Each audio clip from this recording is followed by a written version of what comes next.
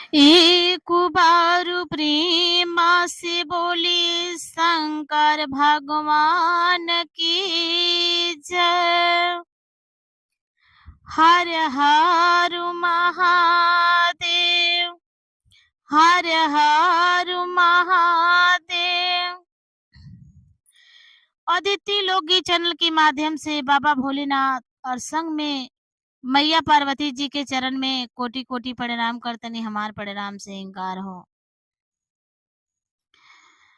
मैया भवानी के चरण में कोटि कोटि प्रणाम करतनी, हमार प्रणाम से इंकार हो।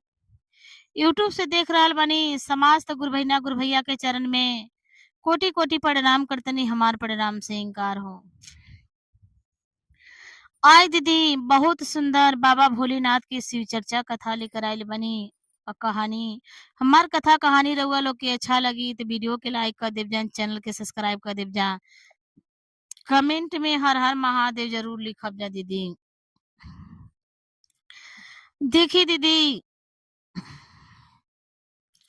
एगो गांव रहे, वो गांव में राजा साहब रहत रहने।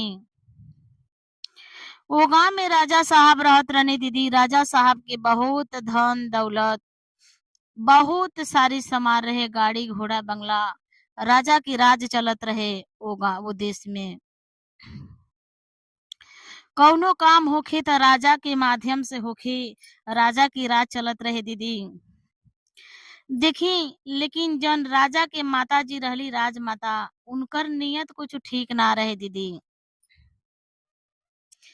राजा साहब के शादी ब्याह हो गईल। शादी ब्याह भइल दीदी। राजा साहब अपने पत्नी के संगे बहुत खुश रहने, बहुत खुश रहनी दीदी। लेकिन जो राजमाता रहली बहुत नालायक रहली। उनकर राजमाता जे जैसने कहो गो माता लोग बा लोग अपने पतोही के संगे हाल करता लोग, वैसे उ राजमाता रहली दीदी। देखी, इतना धन दौलत गाड़ी घोड़ा रहे, लेकिन जौन रानी साहब रहली, रानी साहब के जब गर्भवती रानी साहब रहली दीदी, रानी साहब जब गर्भवती रहा तो रानी साहब के गर्भवती जब रहा आ जब 9 महीना हो जाओ तो राजमाता कहीं में कहीं अपने बेटा के, राजा साहब के कहीं में कहीं भेज दो। राजा साहब जब कहीं में कहीं चल जाओ, तब जब 9वां महीना में रानी साहब के जब रानी जी के गर्भवती जब उनके होखे, बच्चा होखे रहे दीदी। जब बच्चा हो जाओ तो राजमाता जौन अपने घरे दासी रखले रहली, राजमाता जौन दासी रखले रहली, दासी के वो बच्चा के कहा दासी के जिले जा तू जमीन में गाड़ के दफना दी है। देखी दीदी, राजमाता अपने नाती पोता के संगे का करम, कहा ले जा जमीन में गाड़ के दफना दी है। उ जवन दासी रहली उ लेके जाओ, गांव के पास में एगो नदी रहे दीदी। वही नदी में चंगेली में ध के वही नदी में बहा द लइका के। देखी दीदी, बहा द, बस ई लइका बहत बहत कहाँ चल जा लोग, बहुत दूर चल जा लोग। एगो गांव रहे दीदी। ओमे गांव में धोबिन आ धोबी रहे लोग। जवन धोबिन रहली बाज रहली, धोबिन के एको संतान ना रहे।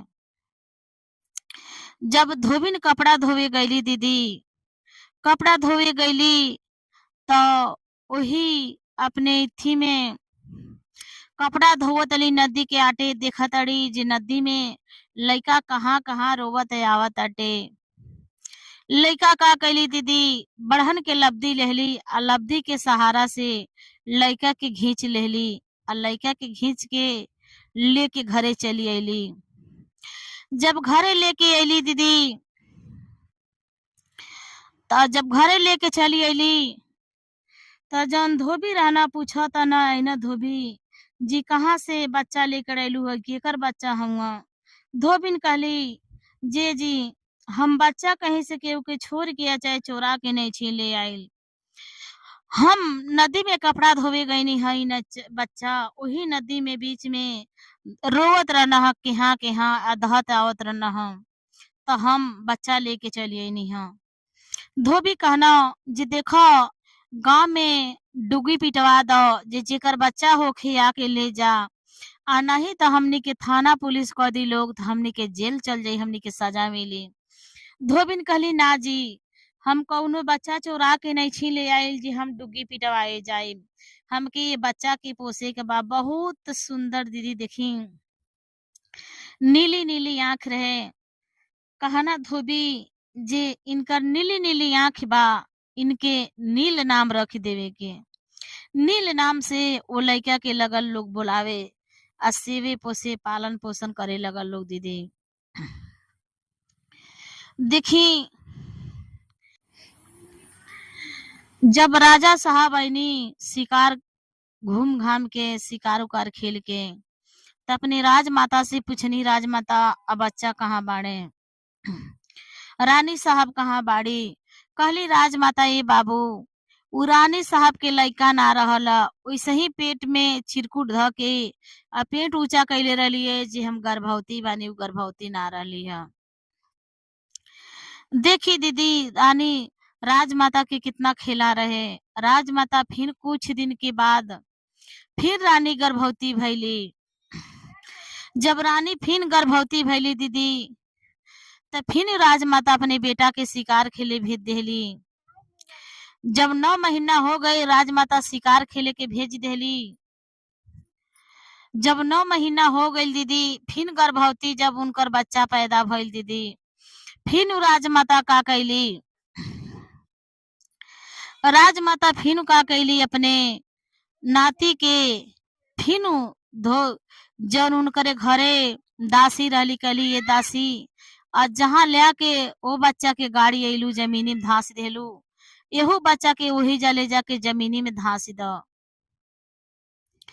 कहली ठीक बा फिर जन उदासी रहली ले जाके नदी में बहा देली लइका जब नदी में बहा देली तो फिर भी राजमाता नदी में बहवा देली फिर धोबिन गईली कपड़ा धोवे तो फिर देखा तड़ी बच्चा के हाँ नदी में रोते आवता फिर वो बच्चा के लब्दी के सहारा से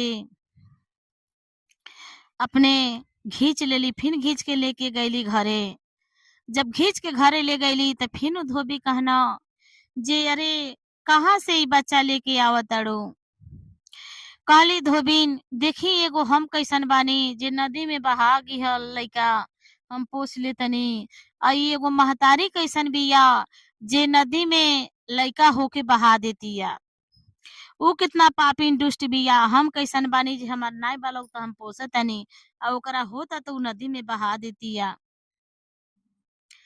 देखी दीदी फिर वो लड़की के ले गईली फिर वही लड़की के जैसे नीली नीली आंख रहे वैसे नीली नीली आंख ये लड़की की भी रहे जैसे लड़का का रहे तो वो लड़का के नील नाव धरले तेकर नीलम नाव धराई लड़की के नीली आंख रहे नीलम कहली जवन धोबी रहली कहली उनकर नील नाम रही तो इनकर नीलम नाव रही। देखी दीदी दोनों लड़का के से पोस के तैयार कर देली आज जवन राजमाता रहली अपनी पतोही के कटवा के आ बीच जंगल में दीदी लिया के फेंकवा देली बीच जंगल में लिया के फेंकवा देली इनार में फेंकवा देली। देखी दीदी वही इनारे के लगे बहुत सुंदर पेड़ रहे परी रहली वही पर बैठत रहली या देखत रहली सब तमाशा जब परी रहली देखत रहली सब तमाशा परी का कैली जंगल में परी का कैली ऐसन आशीर्वाद देली जे जवन राजा के पत्नी रहली उ नीली हिरनी बन गईली हिरन जब नीला हिरन बन गईली दीदी तो राजा साहब गई न एक दिन की बात रहे दीदी राजा साहब अपने घोड़ा से जब गईना शिकार खेले जब नीला हिरनी दिखना तो उनके नीला हिरनी बहुत प्यारी लगली बहुत सुंदर लगली दीदी। राजा साहब सोचना जे हम ए हिरनी के पकड़ ली। जब हिरनी के पास जा दीदी तो हिरनी कहीं इनसे बहुत दूर चल जा, बहुत दूर चल जा दीदी।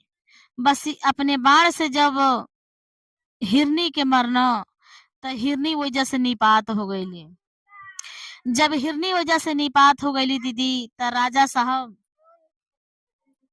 जब हिरनी वजह से निपात हो गईली तो राजा साहब आके गांव में डुगडुगी लगवा देना। जे ई हिरनी के, जे ई हिरनी के लिया दी, नीली आंख वाले हिरनी के सोने के सिंह रहे दीदी, जे लिया दी उनके मुंह मांगल हम इनाम दे, पूरा राज पूरा पाट दे दे उनके। पूरा गांव के लोग तलाश में पड़ गई नीली हिरनी के लिए दीदी। केहू ओ नीला हिरनी के पकड़ नहीं पौलस, केहू नहीं पकड़ पौलस। एगो गांव में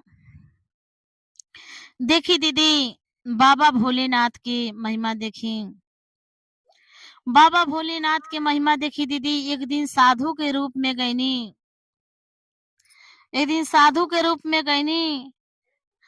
और जब साधु के रूप में गईनी, जब साधु के रूप में गईनी दीदी तो नीला जन हिरनी रहली वो हिरनी से भेंट भइल। साधु बाबा से कहनी, साधु बाबा हिरनी के पकड़े गईनी। कहली ना साधु बाबा रौरे हमके पकड़ी मत, हम बहुत कष्ट में बानी। साधु बाबा कहनी आखिर बतैबू कौन कष्ट में बाड़ो। कहली देखी साधु बाबा, हमके केहू पकड़ ना पाई, हमके उहे पकड़ी जे राजा साहब के लइका और लड़की रही, राजा साहब के संतान जी रही, हमके उहे पकड़ पाई, उन्हीं के हाथ में हम आ पाए, बाकी केहू के हाथ में ना आ पाए। देखी दीदी बात ही साधु बाबा इतना बात ही कहना। आ साधु बाबा पकड़ के जब ले गई ना घरे राजा साहब के राजमहल में, जब राजा साहब हिरनी के पास आई ना, फिर भी हिरनी वजह से निपात हो गई दीदी। एक दिन की बात रहे, राजा साहब जब जंगल में आके बैठनी, राजा साहब जब जंगल में आके बैठनी तो हिरनी लड़की जौन राजा साहब के जौन लड़की रहली नदी में बहावल रहली, उ लड़की आके खेलत रहली पेड़ तर, पेड़ तर खेलत रहली। राजा साहब के बहुत सुंदर उ लड़की लगली। राजा साहब का कहनी दीदी, ओ राजा साहब का कहनी बहुत सारी फल फरल रहे वो जंगल में।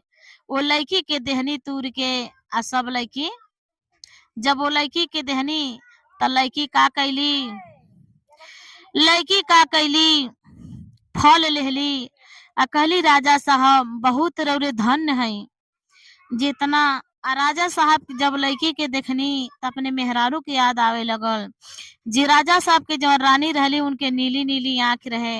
राजा साहब का कहनी ये बेटा, कहली ये राजा साहब रउआ बहुत जान मान करतनी, आ कहना ये बेटा जन तोहर नीली नीली आंख बा हमके बहुत प्यारा लगता, तोहर नीली नीली आंख बहुत प्यारा लगता। हम ये जंगल में एगो नीली हिरनी के जो है हम आइल बानी, नीली हिरनी के तलाश में हम आइल बानी। कहली ठीक बा राजा साहब, आ जब नीली हिरनी हम पा जाई तो रउआ घरे लेके आए। देखी दीदी बेचारी घरे जात रहली। एक दिन के बात रहे, उनकर भाई और उनकर बहन जंगल में खेले आए लोग। नीली हिरनी वही जंगल के तरफ अपने दोनों बेटी और बेटा के देखत रहली। कहली ए भैया, आई नीली हिरनी के राजा साहब जे नीली हिरनी के इथी कह दी, उनके अपन मुंह मांगल इथी धन दौलत देवे के कहले बानी। का कैली देखी दीदी जौन बाण से मरले रहनी राजा साहब, तो नीली हिरनी के पैर में जौन पैर रहे उ पैर में मोच आ गई रहे। जब पैर में मोच आ गई रहे तो जो राजा साहब के लड़का जो नदी में बहावल है न नील, कहना ए हिरनी तू भागा मत, हम तके मदद करब।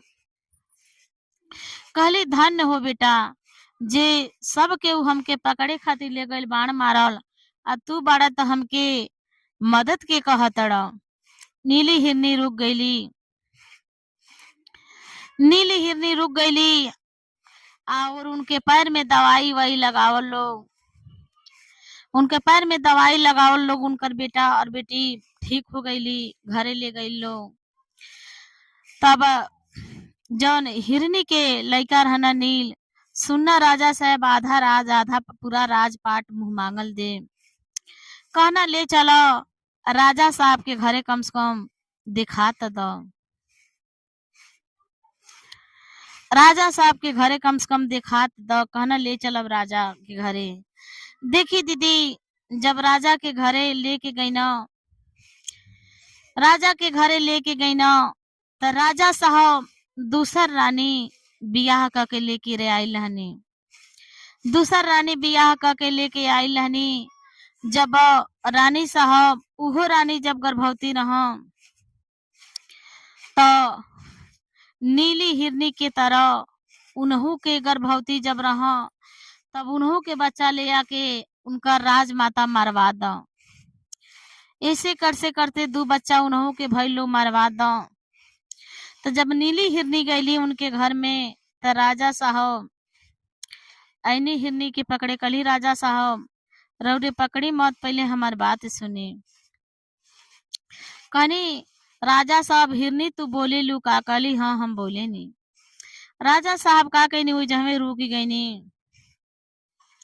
राजा साहब उहे रुक गई ने। जो नीली हिरनी रहली, कहली जे राउर हम धर्म पत्नी हैं। जब हम गर्भवती रहत रहनी और शिकार करे चल जात रहनी, तो राउर माता जी राजमाता जो रहनी, हमार लइकन के ला के नदी में बहा दी। रौरे जब आई तो राउर माता जी कहीं जे गर्भवती ना रही, उते चिरकुट कपड़ा डरले रहली हो। दूसरा गर्भवती रहनी दीदी, दूसरा गर्भवती दीदी जब रानी साहब रहली, काली दूसरा गर्भवती जब हम रहनी, तो देखी राउर माता जी का कैली, लड़का के लिया के नदी में जौन दासी रहली उनसे बहवा देली। हमके तो मार के लिया के जंगल में पेड़ बा, इनार बा, वही इनारे तर इनारे में फेंक देली। जब इनार में फेंक देली दीदी, तो परी रहली, परी हमके देखत रहली। परी का कैली, हमके वही जा साधारण हिरनी बना देली। हिरनी बना देली। तो राजा साहब कहनी जौन साधु जी गई रहनी तो के पकड़े, तो कहत रहनी जे साधारण तहार बालक रही उहे पकड़ी पाई। कहली हाँ, जन है दोनों नीली आंख वाला लीलम और नील बालोग तो हमार बच्चा है लोग। जब ई नदी में बहावत गईली, तो धोबिन कपड़ा धोवे गईली, तो उलिया के पोसत गईली। धोबिन ला के पोसत गईली दीदी। देखी अपने पति से कहली, उनकर पति अब उनकर राजमाता के देखी दीदी, लगली गोड़ हाथ पटके बेटा झूठ हमके माफ। लगली हिन्नी के गोड़े पे गिर के राजा साहब के गोड़े पे गिर के माफी मांगे। देखी दीदी, तरह तरह के लोग बाटे, एक से एक लोग बात देश में दुनिया में। देखी दीदी, हमार कथा रउआ लोग के अच्छा लगी तो बताइब जान। कथा गईल बन में, सोची अपन मन में।